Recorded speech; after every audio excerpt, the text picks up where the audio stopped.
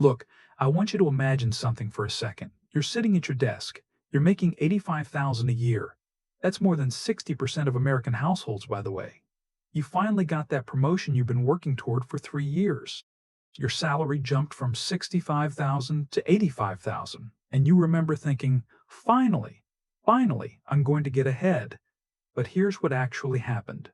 6 months later, you're sitting at your kitchen table at 11 p.m., staring at your bank account, and you got 1,200 sitting there. Same as before, maybe less. And you're thinking, where the hell did it all go? If that's you, you're not crazy. You're not bad with money. You're caught in something that I call the middle class money trap. And today, we're going to break down exactly why you feel broke no matter how much you earn. My name is Noah, and I spend way too much time thinking about personal finance, the stock market, and handling investments well. If you're someone who wants to learn about finance, investing, and the stock market, make sure to hit that subscribe button and give this video a thumbs up if this helps you out. Trust me, what I'm about to show you is going to change how you think about every dollar you earn. Here's the thing that nobody tells you about making more money. Your lifestyle doesn't just naturally stay the same, it expands. And it expands in ways that feel completely justified in the moment. Let me show you the math on this, because when I first saw these numbers, my jaw hit the floor. According to a 2024 study from the Bureau of Labor Statistics, when the average American household income increases by $20,000, their annual spending increases by $16,400. That's 82%. You're only saving 18% of that raise. And here's what most people don't realize, that 18% gets completely wiped out by a single emergency: a car repair, a medical bill, something with the house. So let's go back to our person making $85,000. After taxes, they're taking home about $60,750 a year, or $5,312 a month. Sounds pretty good, right? Wrong. Here's where it gets really interesting. When they were making $65,000, their take-home was about $4,875 a month. That's a difference of $437 a month. But look at what happened to their expenses. They moved from a $1,400 apartment to a $1,650 apartment. It's nicer, it's in a better area, I deserve this. That's $250 gone. They upgraded their car lease from $320 to $450. I need something more reliable now that I'm driving more for work. There's another $137 raise. You've got $537 raise. You've got $57 a month. That's it. And we haven't even talked about the $180 they're now spending on restaurants instead of $110, because I'm too busy to cook now that I have more responsibilities at work. We haven't talked about the $89 gym membership that replaced the $25 one, because I need to take care of my health. You see what's happening here? You need to add some text for me to talk. Now you might be thinking, okay, but those are choices. I could just choose not to upgrade those things. Here's the reality. You're not making those choices in a vacuum. See, when you get promoted, something invisible happens. Your reference group changes. The people you compare yourself to changes. You're suddenly having lunch with the senior managers who drive Audis and take vacations to Costa Rica. You're in Zoom meetings where everyone's got the nice camera, the professional lighting, the home office that looks like it came out of an interior design magazine. There's actually a term for this in behavioral economics. It's called reference group anxiety, and a 2023 study from the Journal of Consumer Research found that people increased their spending by 31% on average within the first year of joining a new income bracket, specifically on visible items, clothes, cars, dining out, home decor. 31%. And here's the really messed up part. The more you earn, the more expensive your comparison group becomes. When you're making $45,000, you're comparing yourself to people making $60,000.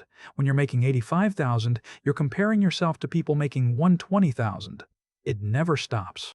This is why a 2024 survey by Bankrate found that 49% of people earning between $75,000 and $100,000 still consider themselves living paycheck to paycheck.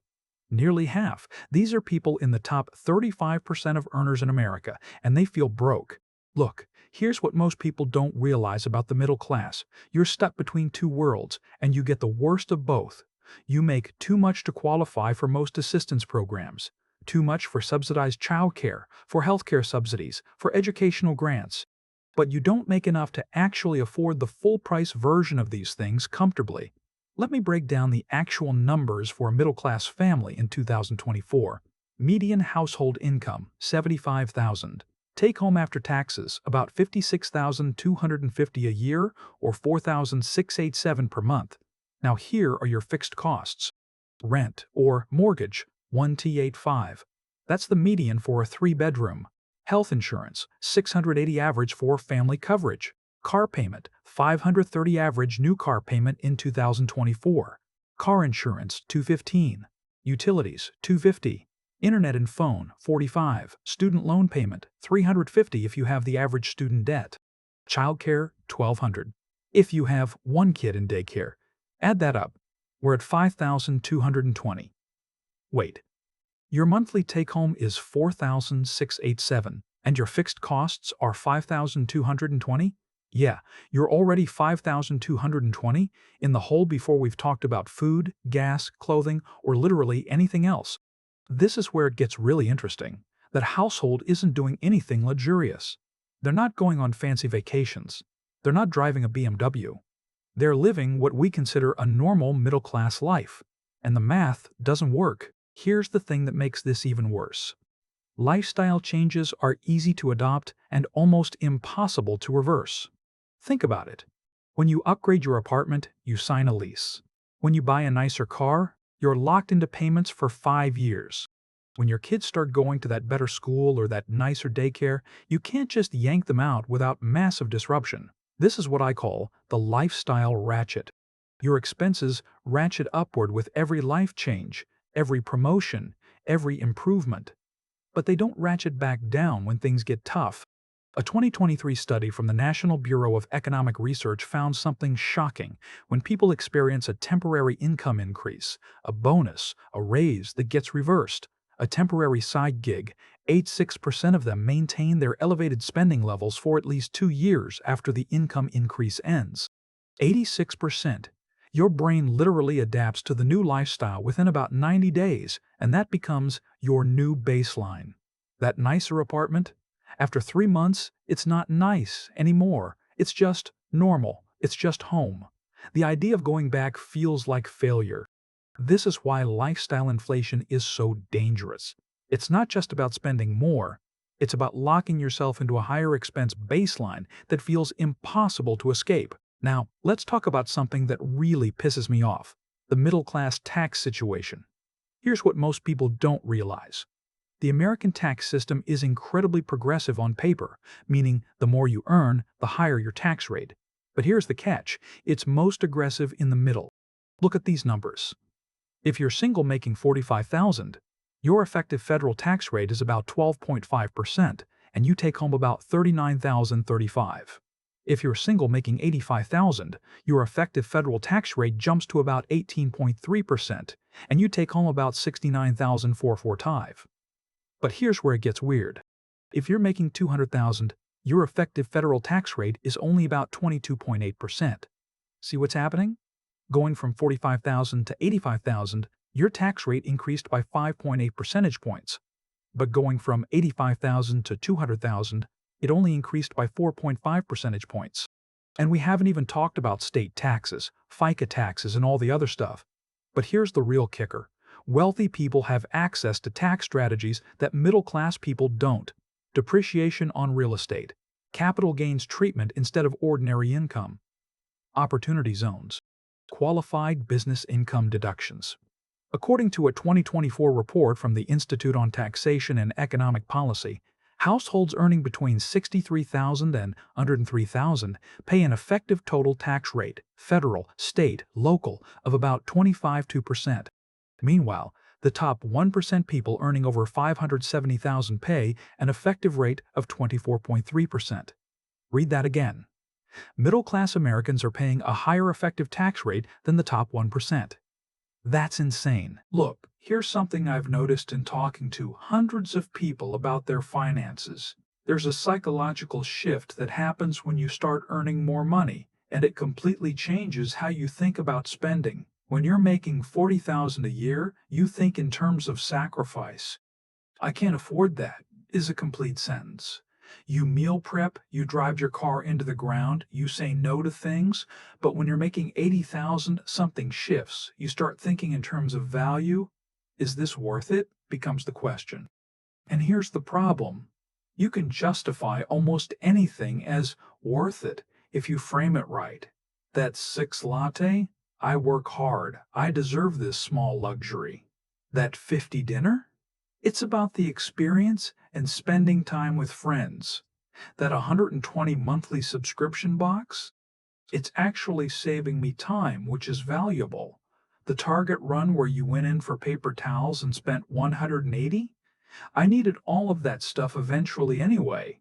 None of these things are wrong individually, but they add up to what I call death by 1,000 justifications. A 2024 study from the University of Southern California found that people in the $75,000, $100,000, $100,000 income bracket spend an average of $807 per month on what they classify as small, justifiable purchases. That's $10,074 a year. That's more than most people in that bracket save. Now you might be thinking, okay, Noah, this is depressing as hell. What do I actually do about this? Here's what most people don't realize. Escaping the middle-class money trap isn't about earning more. It's about breaking the patterns that keep you stuck. First, you have to audit your lifestyle inflation. Go back through your last 3 years of spending. I mean, really look at it. Find 3 expenses that increased as your income increased and ask yourself, am I actually happier because of this change? Most people find that the answer is no. The nicer car doesn't make you happier after month 3. The bigger apartment just means more space to fill with stuff you don't need.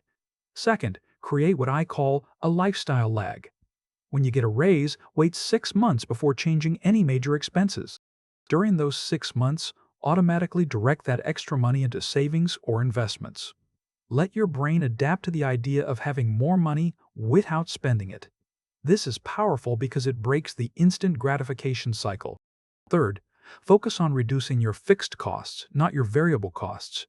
Everyone tries to cut back on coffee and restaurants, but that's not where your money is going. It's going to your car payment, your housing, your insurance. Can you refinance? Can you get a roommate? Can you buy instead of lease?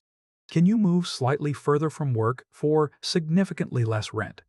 Reducing your fixed costs by just $400 a month gives you $400 a year. That's a vacation.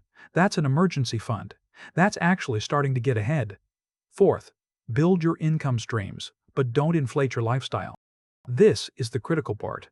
If you start a side hustle that makes an extra $1,000 a month, treat that entire $1,000 as investment money, not spending money. Your lifestyle is already funded by your main income.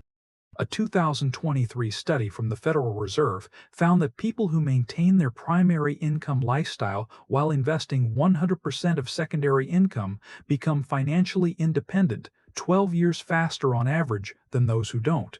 12 years. Fifth, change your comparison group. Unfollow the people on social media who make you feel like your life isn't enough. Stop going to the restaurants where everyone's flexing.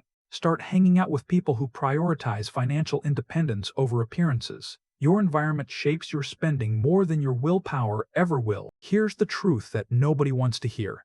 The middle-class money trap exists because we've been sold a lie about what success looks like. We've been told that success means a bigger house, a nicer car, better vacations, private schools, expensive hobbies. We've been told that if you're not constantly upgrading your lifestyle, you're not actually succeeding. But here's what I've learned after analyzing the finances of hundreds of people. The happiest, most financially secure people I know aren't the ones making the most money. They're the ones who figured out their enough number and stopped chasing more. They're making $85,000 but living like they make $60,000. They're investing the difference. They're building passive income streams. And here's the really interesting part. They're not sitting around feeling deprived. They're actually less stressed than the people making $150,000 and spending $150,000. Because here's the thing about money, it's not about how much you make. It's about how much you keep. It's about building a gap between your income and your expenses and then making that gap work for you. Look, if you're feeling broke despite making decent money, I need you to understand something. You're not failing. The system is designed to keep you on this hamster wheel. Every advertisement, every social media post, every cultural message is telling you that you need more to be happy. But you don't. You need enough. And then you need to invest the rest in your actual future, not your current appearance. So here's what I want you to do today. Seriously, right now, pull up your bank statement. Find one recurring expense that you added when you got your last raise. Cancel it. Take that money and set up an automatic transfer to a high-yield savings account or an index fund. That's it. That's step one. Because escaping the middle-class money trap isn't about a single big decision. It's about 1,000 small decisions that compound over time. If this video helped you see your finances differently, hit that thumbs up button. Subscribe if you want more content about personal finance and building actual wealth instead of just looking wealthy. And drop a comment letting me know what's the one lifestyle inflation expense you're going to cut. I'm Noah, and I'll see you in the next video.